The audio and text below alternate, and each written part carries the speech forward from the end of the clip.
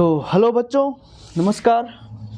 Hello बच्चों नमस्कार। तो today we are starting NCERT based RBSE board का फिजिक्स का 12th फिजिक्स का एक चैप्टर है अल्टरनेटिंग करंट। काफ़ी बच्चों की इस चैप्टर में प्रॉब्लम होती, तो मैंने मेरा एक्सपीरियंस जितना मैं इसको पढ़ा हूँ और जितना मेरे को पढ़ाते इस ईयर हो गया, तो इसका जो चैप्टर है अल्टरनेटिंग करंट, इस पर मैं वीडियो बना रहा हूँ। ठीक है, वीडियो बनेगी पार्ट के अंदर, तीन चार पार्ट में बनाऊंगा और एकदम सबसे इजी वे में आपको एक्सप्लेन करूँगा अल्टरनेटिंग करंट क्या होता है। सारे डाउट खत्म कर दूंगा आज मैं। ठीक है बच्चों, तो शुरू करते हैं हम स्टार्ट से। ठीक है, तो चैप्टर का नाम जैसे आपको मैंने लिख दिया अल्टरनेटिंग करंट। ठीक है, तो बच्चों सबसे पहले इसके अंदर मैं बात करूँ, एक होता है अल्टरनेटिंग करंट, ठीक है, जिसको हम एसी बोलते हैं। एक होता है डीसी, जिसको हम डायरेक्ट करंट बोलते हैं, डायरेक्ट करंट, जिसके बारे में हम इतना जिक्र नहीं करेंगे। एसी, एसी का मतलब क्या होता है बच्चों? Alternating current. अभी एसी क्या होता है, डीसी क्या होता है, वो सुनो। एसी जो होता है बच्चों, ये टाइम के साथ, किसके साथ? टाइम के साथ ये चेंज होता है। टाइम के साथ क्या होता है बच्चों? चेंज होता है। मतलब ये प्लस होता है और माइनस होता है, हर सेकंड के बाद कभी प्लस कभी माइनस, कभी प्लस कभी माइनस। लेकिन डीसी जो होता है बच्चों, इसकी जो डायरेक्शन होती है वो यूनिक डायरेक्शन होती है। कैसी डायरेक्शन होती है बच्चों? यूनिक डायरेक्शन होती है। ठीक है, मतलब ये प्लस है तो प्लस रहेगा, माइनस है तो ये माइनस रहेगा। फॉर एग्जाम्पल, जैसे मैं कुछ इधर डायग्राम बना रहा हूँ, जैसे मान लो एक ऐसे टाइप का कोई वेव फॉर्म है। ठीक है, इधर मैं लिख देता हूँ टाइम। ठीक है, और मान लो कुछ डायग्राम ऐसे है। ठीक है, जैसे मान लो ऐसे करके ऐसे हो रहा है ये, ठीक है, फिर ऐसे करके ऐसे हो रहा है, फिर ऐसे करके फिर ऐसे हो रहा है, फिर ऐसे करके मान लो ऐसे हो रहा है, और एक डायग्राम ये मान लो। ठीक है, टाइम के रिस्पेक्ट में। और एक डायग्राम मान लो बच्चों ये है। ठीक है, टाइम के रिस्पेक्ट में। और एक डायग्राम मैं इधर बना देता हूँ। ठीक है, कौन सा बनाए, लो। अब आपको ये बताना है बच्चों किसमें कौन सा एसी और कौन सा डीसी है। तो सबसे पहले इधर से स्टार्ट करते हैं। ठीक है, अब देखो बच्चों, ये पॉजिटिव में जा रहा, इधर ही नेगेटिव में जा रहा, मतलब टाइम के रिस्पेक्ट में प्लस भी हो रहा है, माइनस हो रहा है। बच्चों ये जो डायग्राम है ये बच्चों अल्टरनेटिंग करंट का होता है, जो टाइम के रिस्पेक्ट में चेंज हो। टाइम के रिस्पेक्ट में क्या हो, कभी प्लस और कभी क्या हो बच्चों, माइनस हो। ठीक है, जरा इस डायग्राम को देख लो, कुछ टाइम के बाद ये पॉजिटिव में, कुछ टाइम के बाद इधर नेगेटिव हो गया, फिर ये पॉजिटिव हो गया, फिर ये इधर नेगेटिव है। बच्चों ये जो ग्राफ है ये भी बच्चों किसका है? अल्टरनेटिंग का ग्राफ है। किसका ग्राफ है बच्चों? अल्टरनेटिंग का, जो टाइम के रिस्पेक्ट में प्लस माइनस हो रहा है। अब जरा इसको देखो बच्चों, ये बच्चों ये कांस्टेंट है। ये क्या है बच्चों? कांस्टेंट है, मतलब इसकी वैल्यू प्लस हो रही है, माइनस नहीं हो रही है, प्लस में है। ठीक है, और ऐसा जो ग्राफ होता है बच्चों वो होता है डीसी का। किसका होता है बच्चों? डायरेक्ट करंट का। ठीक है, इसकी डायरेक्शन यूनिक है, ये प्लस है तो प्लस रहेगा, माइनस है तो ये माइनस रहेगा। जरा इस ग्राफ को देखो, ये भी बच्चों प्लस में आ रहा है, माइनस में नहीं जा रहा। किस में जा रहा है बच्चों? और ये आपने सेमीकंडक्टर के अंदर जरूर पढ़ा होगा। सेमीकंडक्टर के अंदर, सेमीकंडक्टर में कहा, याद करो, फुल वेव के अंदर। किसके अंदर बच्चों? Full wave rectifier. जो भी टीचर ने आपने पढ़ाया होगा सेमीकंडक्टर के अंदर फुल वेव रेक्टिफिकेशन पढ़ा है, उसके अंदर ऐसा डायग्राम बनता है। वहां हम क्या करते हैं, अल्टरनेटिंग करंट को डायरेक्ट करंट में कन्वर्ट करते हैं, तो उसका जो ये ग्राफ होता है फुल वेव कुछ ऐसा आता है। ठीक है, अब ये ग्राफ देखो जरा, ये ग्राफ भी बच्चों प्लस में है, माइनस में नहीं जा रहा, इसके अंदर फ्लक्चुएशन आ रहा है। देखो इधर भी फ्लक्चुएशन आ रहा है, लेकिन डीसी के अंदर भी फ्लक्चुएशन आता है, लेकिन ये इसकी डायरेक्शन यूनिक है। ये प्लस है तो प्लस ही रहेगा, नेगेटिव में नहीं जाएगा। जा सकता है नेगेटिव में भी जा सकता है, ऐसी बात नहीं जाएगा, लेकिन इस डायग्राम की बात कर रहा हूँ, ये प्लस में तो पूरा का पूरा प्लस में है। ठीक है, और ये नेगेटिव में भी हो सकता है। ठीक है, ये सारी वैल्यू किस में आ रही है बच्चों? नेगेटिव में आ रही है। ठीक है, लेकिन डायरेक्शन टाइम के रिस्पेक्ट में चेंज नहीं होगी। अगर पूरे में नेगेटिव है तो पूरे साइकिल में नेगेटिव रहेगा, पूरे में पॉजिटिव है तो पूरे में पॉजिटिव रहेगा, पूरे इधर पॉजिटिव इधर नेगेटिव। ठीक है, इधर फिर पॉजिटिव इधर नेगेटिव। तो ये बच्चों थोड़ा बेसिक कॉमन डिफरेंस था एसी और डीसी के बीच में। अब थोड़ा सा बता देता हूँ मैं, डीसी एसी की नीड हमें क्यों हुई। जैसे मान लो हमारे घर के अंदर पंखा होता है। ठीक है, तो पंखा वोल्टेज होता है, वो अलग वोल्टेज पे काम करता है। जैसे एग्जांपल दे रहा हूँ, मान लो वो 6 वोल्ट पे काम कर रहा है। ठीक है, और मान लो फ्रिज है वो कुछ अलग वोल्टेज पे काम कर रहा है। ठीक है, और मान लो और कुछ हो गया। ठीक है, इन्वर्टर वगैरह हो गए, ये अलग अलग वोल्टेज पे काम करते हैं। अब डीसी के अंदर क्या होता है, हमें डीसी की बैटरी मिलती है।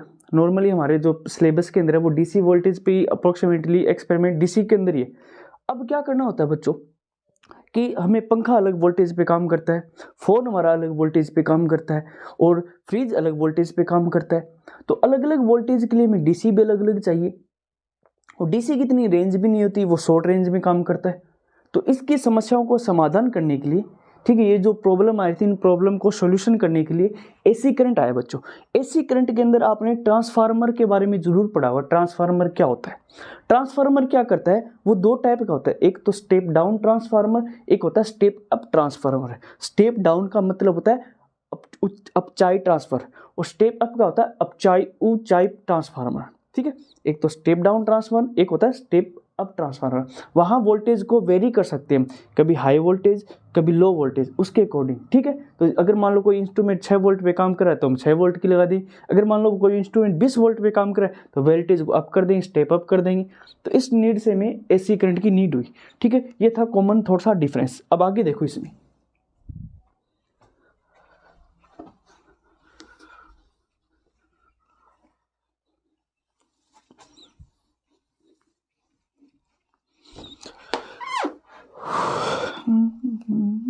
इधर देखो, इधर देखो बच्चों, जरा इधर देखो।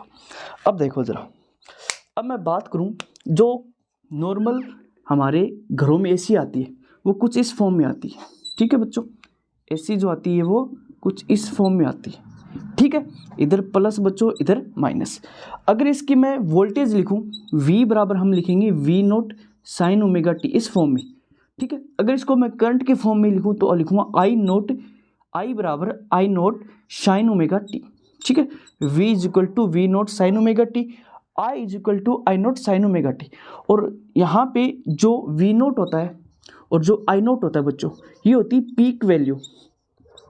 पीक वैल्यू I नोट भी क्या होता है? Peak value. बट किसकी पीक वैल्यू बच्चों? ये होते है करंट की, और ये होता है बच्चों वोल्टेज की पीक वैल्यू। ठीक है, V नोट तो हो गया वोल्टेज की पीक वैल्यू, और I नोट हो गया करंट की पीक वैल्यू। और ये जो होता है V और I, ये बच्चों होता है, ये इंस्टेंटेनियस पे होता है, इंस्टेंटेनियस। ठीक है, किसी इंस्टेंट पे करंट वोल्टेज की वैल्यू, किसी छोटे से इंस्टेंट पे करंट की वैल्यू, तो ये इसकी इक्वेशन होती है। ठीक है, अब सुनो एक चीज और, अब एक बात और सुनो। नॉर्मली हम करंट का जो फॉर्मूला लिखते हैं बच्चों, I इक्वल टू, मैं स्मॉल आई से लिख रहा हूँ इधर, वो क्या होता है? Q by T. ठीक है, कि कितने टाइम के अंदर कितना चार्ज फ्लो करता है उसको हम करंट बोलते हैं। ठीक है बच्चों, इतनी बात तो हो गई। इसको ऐसे भी लिख सकते हैं, I equal to d q by d t. ये जो होता है बच्चों, ये जो करंट होती है किसी इंस्टेंट पे होती है। किस पे होती है बच्चों? इंस्टेंट पे। इसको बोलते हैं इंस्टेंटेनियस करंट। क्या बोलते हैं बच्चों? Instantaneous current. एक होता है बच्चों, जरा इधर देखो, मेरी इंग्लिश थोड़ी वीक, आप समझ सकते हो, by the way you can explain from this. ठीक है, इंग्लिश का थोड़ा ध्यान रखना आप लोग। अब बच्चों I इक्वल टू लिखा मैंने D q by d t, ये होती है किसी इंस्टेंट पे करंट की वैल्यू। अगर हम करंट की एवरेज वैल्यू लिखूं, मैं करंट की एवरेज, I एवरेज, तो बच्चों इस I एवरेज को लिखने का तरीका क्या होता है वो सुनो जरा। ठीक है, I एवरेज। अब एक बात सुनो, कई बुकों में I एवरेज ऐसे लिखा हुआ मिलेगा, कहीं पे आपको ऐसा हुआ लिखा मिलेगा, और कहीं पे आपको ऐसा हुआ लिखा मिलेगा। बात एक ही है, इसको भी एवरेज बोलते हैं, इसको भी ऊपर बार मिलेगा, इसको भी एवरेज बोलते हैं, और ये भी क्या है बच्चों? I एवरेज ही है। अभी जो एवरेज के बारे में बताऊंगा वो मोस्ट मोटी बात होने वाली है, वो आप लोगों को याद होनी चाहिए, वो दिमाग में रखना। अभी जो मैं बताने जा रहा हूँ आगे नेक्स्ट, वो बहुत काम आएगा इस पूरे चैप्टर के अंदर आगे। वो सुनो, वो क्या चीज़ है। मैं कर रहा हूँ I एवरेज की बात। किसकी बात कर रहा हूँ बच्चों? I एवरेज की। वो देखो जरा इसको इधर लिख देते हैं, इधर। ठीक है, अब सुनो बच्चों, नॉर्मली एक फॉर्मूला होता है, I इक्वल टू, मैं लिखता हूँ बच्चों d q by d t. क्या लिखता हूँ बच्चों? I equal to d q by d t. ठीक, अगर मैं यहाँ से डी क्यू की वैल्यू निकालूँ तो मेरे को क्या मिलेगा? I dot D T, I dot D T. अगर मेरे को डी क्यू कैलकुलेट करना है तो मैं क्या करूँगा? इसका डी क्यू कैलकुलेट करने, इसका मैं क्या करूँगा बच्चों? इंटीग्रेशन करूँगा, और डी क्यू की वैल्यू कितनी आएगी? क्यू आएगी। क्या आएगी बच्चों? Q. I dot D T. I dot मतलब किसी टी टाइम में कितना करंट फ्लो हो रही है वो हमें चार्ज बताता है, कि टी टाइम में कितनी करंट फ्लो हो रही है वो हमें चार्ज की क्वांटिटी बताता है। तो Q equal to I dot D t. अब सुनो, अब एवरेज के अंदर आओ, किसके अंदर आओ बच्चों, एवरेज, आई एवरेज, ठीक है। अब इसका फॉर्मूला मैं लिख रहा हूँ Q upon T, Q upon T. अब सुनो बच्चों, Q को मैं लिख रहा हूँ यहाँ पे, Q की वैल्यू क्या है बच्चों, I dot D T, integration I dot D T upon time का इंटीग्रेशन। ये फॉर्मूला अपने को यूज करना है। यहाँ पे आई एवरेज में लिख रहा हूँ Q अपॉन टी, कितने टाइम में कितना चार्ज फ्लो होता है, बात खत्म। अब Q का वैल्यू मैंने क्या लिखी, आई डॉट डी टी, तो इस Q की जगह लग दिया integration I dot D T upon D t, ठीक है। ये एवरेज का फॉर्मूला है, आप लोगों को याद रखना है।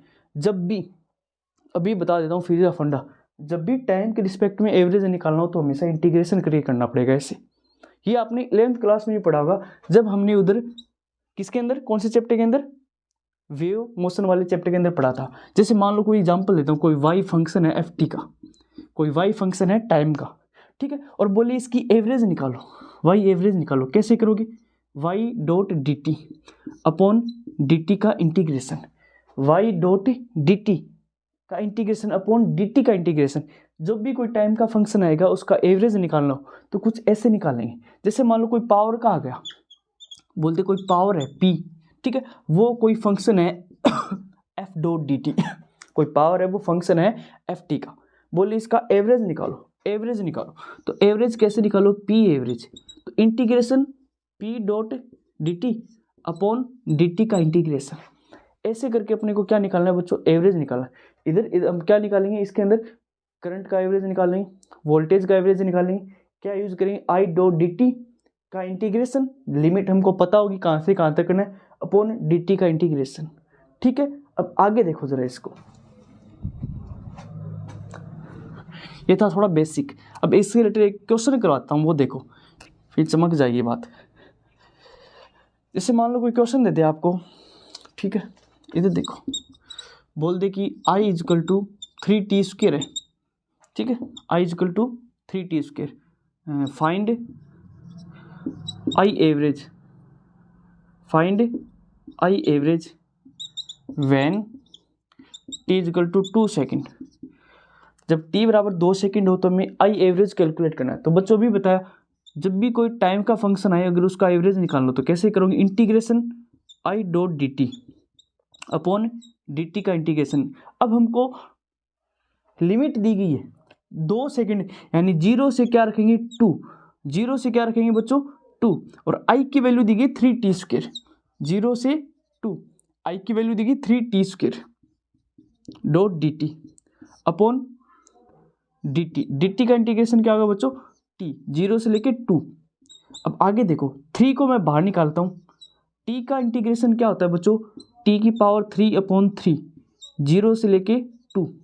अब 3 से 3 गया नीचे बच्चों, इस t की जगह हम 2 रखेंगे और t की जगह पर 0 रखेंगे। जब t की जगह 2 रखेंगे तब क्या बनेगा, ये t की जगह जब 2 रखेंगे तो ये 2 बनेगा, ठीक है, 0 रखेंगे तो ये 0 बन जाएगा, वो तो अपने को करना ही नहीं है, ठीक है। अब 3 से 3 गए, अब t की जगह हम क्या रखेंगे 3, तो t की जगह 3 रखेंगे, इसको आगे कर देता हूँ मैं एक बार, t की जगह 3, 0 से 2, क्योंकि 3 से 3 डिवाइड बाई 2। अब t की जगह एक बार 2 रखेंगे, 3 नहीं, t की जगह एक बार 2 रखेंगे और t की जगह एक बार 0 रखेंगे।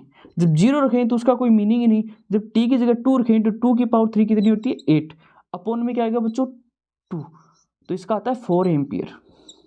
यानी कि जब I equal to 3t square हो, ठीक है, और हमें एवरेज करंट मेजर करने को बोले और t बराबर 2 सेकेंड पे, तो इस क्वेश्चन को इंटीग्रेशन के फॉर्म से करना है और हमारे पास आता है 4 एम्पियर। कितना आता है 4 एम्पियर। ये थोड़ा बहुत एग्जाम्पल था नॉर्मल सा कि भाई आई एवरेज क्या होती है उसका थोड़ा फील करवाने के लिए। अब आगे देखो,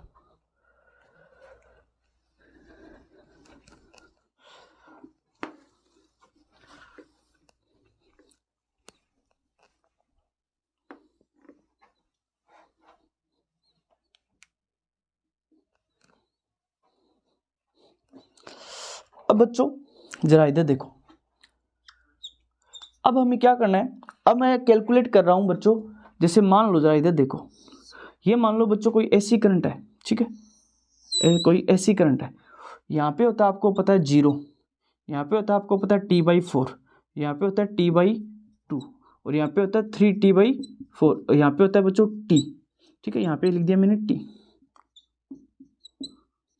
अब सुनो, अब बच्चों ये कंप्लीट साइकिल बन गया। ये क्या बन गया कि कंप्लीट साइकिल है, 0 से लेकर टी तक क्या बना, कंप्लीट साइकिल बना। और आपसे ऐसे पूछे कि बताओ भाई जो करंट की वैल्यू है, एवरेज वैल्यू, किसकी बात कर रहा हूँ बच्चों, एवरेज वैल्यू, वो कंप्लीट साइकिल में कितनी होती है एवरेज वैल्यू कंप्लीट साइकिल में। अब इधर देखो, ये इधर बच्चों प्लस गया, क्या गया बच्चों, प्लस, ये इधर क्या गया बच्चों, माइनस। यानी जितना इसका पीक वैल्यू पॉजिटिव में है उतनी पीक वैल्यू इसकी इधर नेगेटिव, जितनी पीक वैल्यू इसकी पॉजिटिव में है उतनी पीक वैल्यू इसकी नेगेटिव में। तो ओवरऑल एवरेज वैल्यू क्या आएगी इसकी बच्चों, जितना पॉजिटिव में जा रहा है उतना ये नेगेटिव में जा रहा है, तो पॉजिटिव नेगेटिव एक दूसरे को क्या कर देंगे, कैंसिल। तो ओवरऑल इसकी एवरेज वैल्यू क्या होगी बच्चों, 0। कितनी होगी बच्चों, ये हम प्रूव भी करेंगे 0 कैसे होती है, फिर मैं आपको बता रहा हूँ, ठीक है।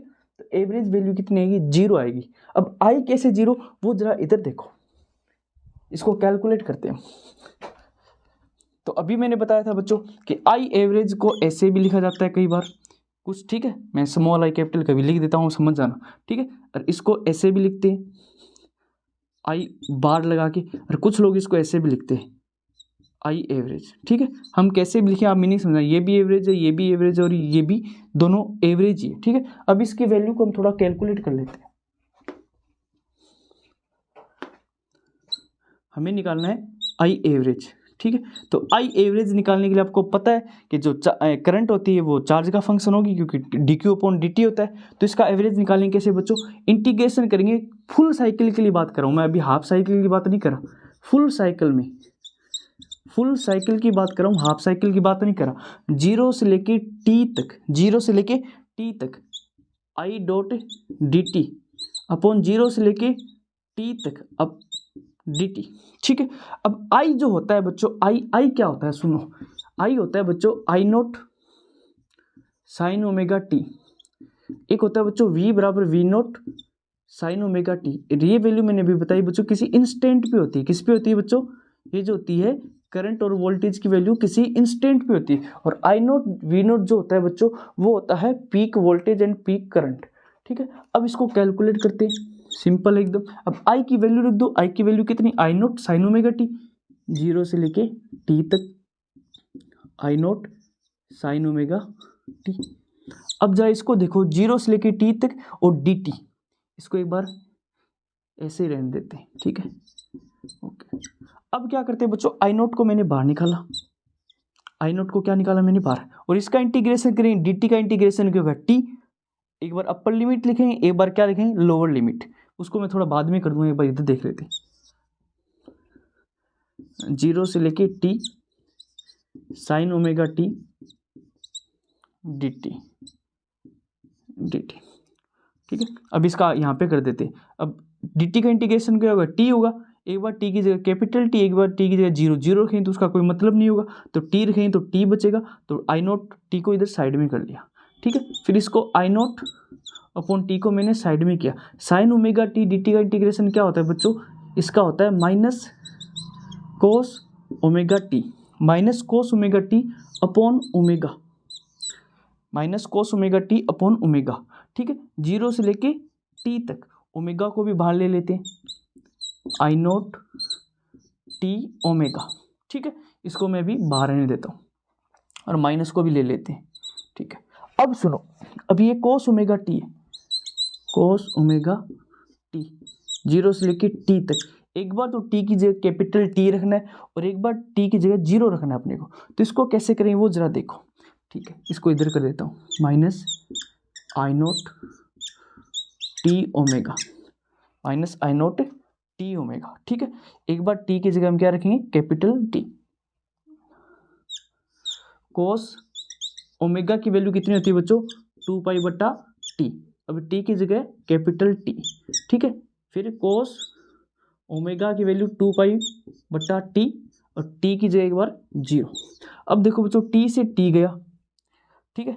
कोस जीरो की वैल्यू कितनी होगी बच्चों, एक कोस 0 की वैल्यू कितनी होती है बच्चों, कोस 2 पाई का मतलब 360, कौन सा 360 की वैल्यू भी कितनी होती है बच्चों, 1। इधर कितना बचा, I naught minus T by omega. अब एक तो प्लस का 1, एक माइनस का 1, ये कैंसिल हो जाएगा, तो कितनी वैल्यू आएगी 0। ये कितना टर्म बनेगा, और 0 से किसी मल्टीप्लाई करते तो उसकी वैल्यू क्या आती 0। मतलब हमारा जो आई एवरेज आया है उसकी वैल्यू कितनी है बच्चों 0। फुल साइकिल की बात कर रहा हूँ, किसकी बात कर रहा हूँ बच्चों, फुल साइकिल के लिए आई एवरेज कितना आया है 0। इधर साइन ओमेगा टी का इंटीग्रेशन क्या, साइन ओमेगा टी का इंटीग्रेशन क्या होता है माइनस कोस ओमेगा टी, और जो भी टी का फंक्शन होता है वो किस में आता है डिवाइड में आता है। एक बार देख लेता हूँ मैं, सही दिख रहा है क्या सब।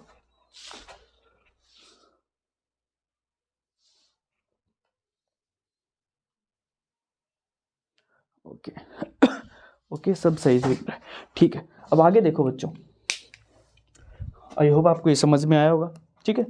आप इस वीडियो को दोबारा भी देख सकते स्टार्ट से। तो फुल साइकिल के लिए जो करंट की वैल्यू आई है, सो एवरेज वैल्यू आई है वो चाहिए 0। जितना पॉजिटिव उतना नेगेटिव, जितना पॉजिटिव में पीक वैल्यू उतनी नेगेटिव में पीक वैल्यू, ठीक है। यहाँ तक आई होप किसी को प्रॉब्लम नहीं होनी चाहिए। और यही वोल्टेज के लिए करेंगे, वी एवरेज निकालेंगे हम, तो इधर वी एवरेज आएगा, आई की बस नाम चेंज करना है, जहाँ आई है वहाँ वी करना है बस, बाकी सेम टू सेम कैलकुलेशन होगी, ठीक है। अब आगे देखो इसको,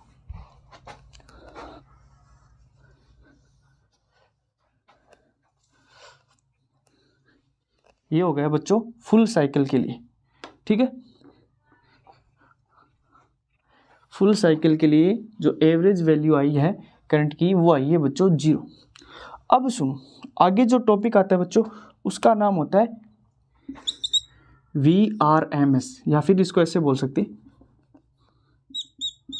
RMS। RMS का मतलब क्या होता है बच्चों, R का मतलब होता है रूट, M का मतलब होता है मीन, S का मतलब होता है स्क्वायर। अच्छा, अब ये root mean square RMS value होती क्या वो सुनो। आपने देखा होगा नॉर्मली कि कभी कभार क्या आपने देखा, वोल्टेज कभी लिखा होता है 220 वोल्ट ऐसे करके 50 हर्ट्ज, मतलब ये 200 वोल्ट क्या है, ये 220 वोल्ट है क्या, ये पीक वैल्यू होती है, या फिर ये इंस्टेंट वैल्यू होती है,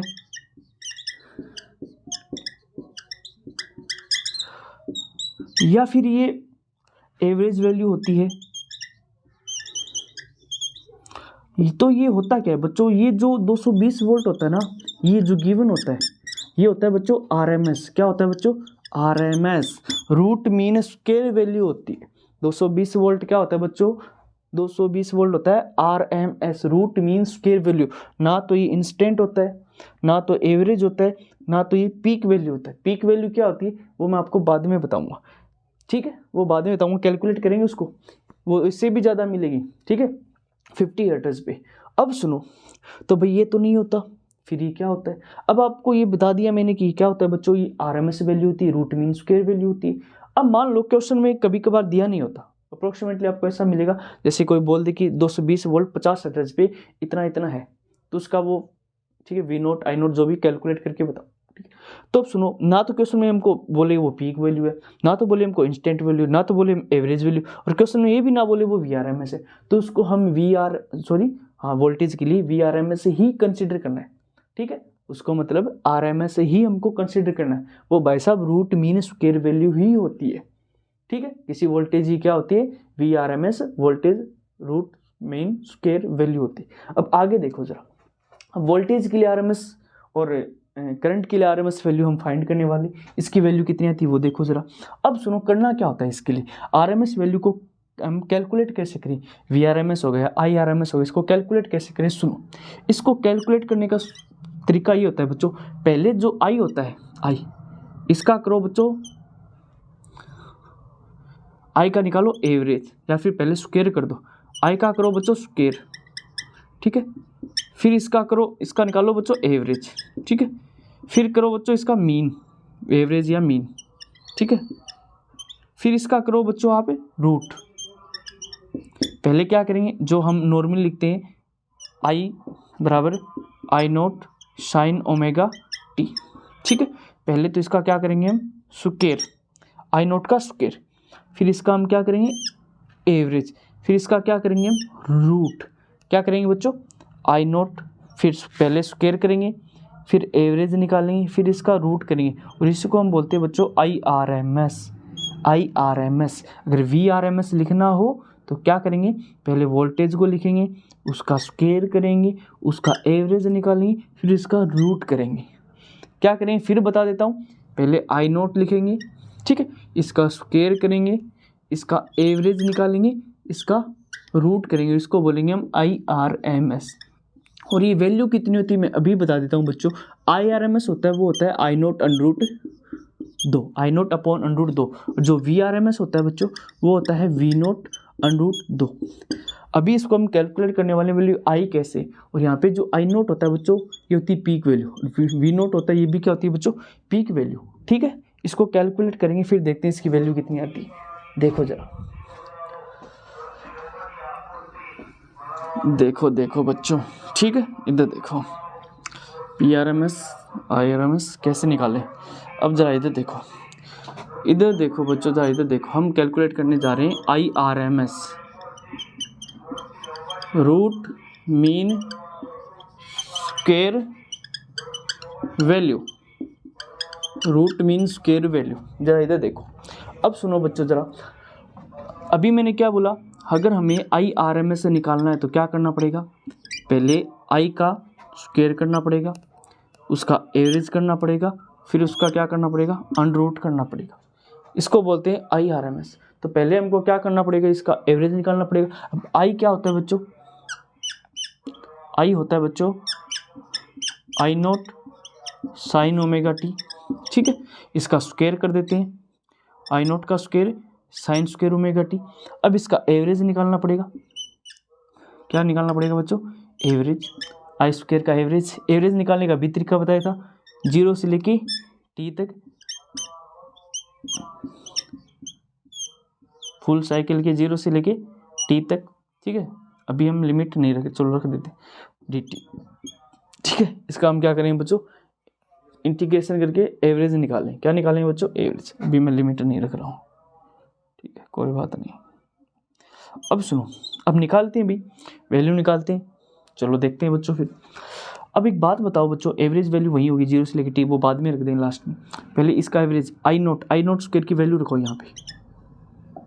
आई नोट स्क्वायर की वैल्यू कितनी है बच्चों, आई स्क्वायर की value I naught square sine square omega T upon 0 upon limit बाद में dt, ठीक है, यहाँ पे भी dt। अब आई नोट स्क्वायर को बाहर लेते हैं, इसको थोड़ा इधर कर देते हैं, आई नोट स्क्वायर को बाहर लिया, dt का इंटीग्रेशन क्या हुआ बच्चों, t हुआ, इसको भी मैंने बाहर ले लिया, ठीक है, dt का इंटीग्रेशन किया, इसको भी मैंने बाहर ले लिया। अब sign square omega T, sign square omega T dot dt, ठीक है। अब साइन स्क्वायर ओमेगा टी, जो भी जिस स्टूडेंट के पास मैथ है वो तो समझ गए होंगे कि भाई इसका इंटीग्रेशन कैसे होने वाला है। जरा इधर देखो, इसका फॉर्मूला होता है बच्चों, पहले तो इस साइन को हमको चेंज करना पड़ेगा, ठीक है, क्योंकि ऐसे इसका नॉर्मली हम इंटीग्रेशन नहीं कर सकते। तो एक बात बताओ, जो साइन स्क्वायर ओमेगा टी होता है या साइन स्क्वायर थीटा होता है, उसका एक फॉर्मूला होता है बच्चों, 1 minus cos 2 theta upon 2, 1 minus cos 2 theta upon 2। तो यहाँ थीटा की जगह हमारे पास है ओमेगा टी, तो sign square omega T 1 minus cos 2 omega T बटा में 2, ठीक है। तो साइन स्क्वायर ओमेगा टी क्या रखेंगे, 1 minus cos 2 omega T upon 2, तो इसका वैल्यू रख देते हैं, ठीक है, I naught square upon T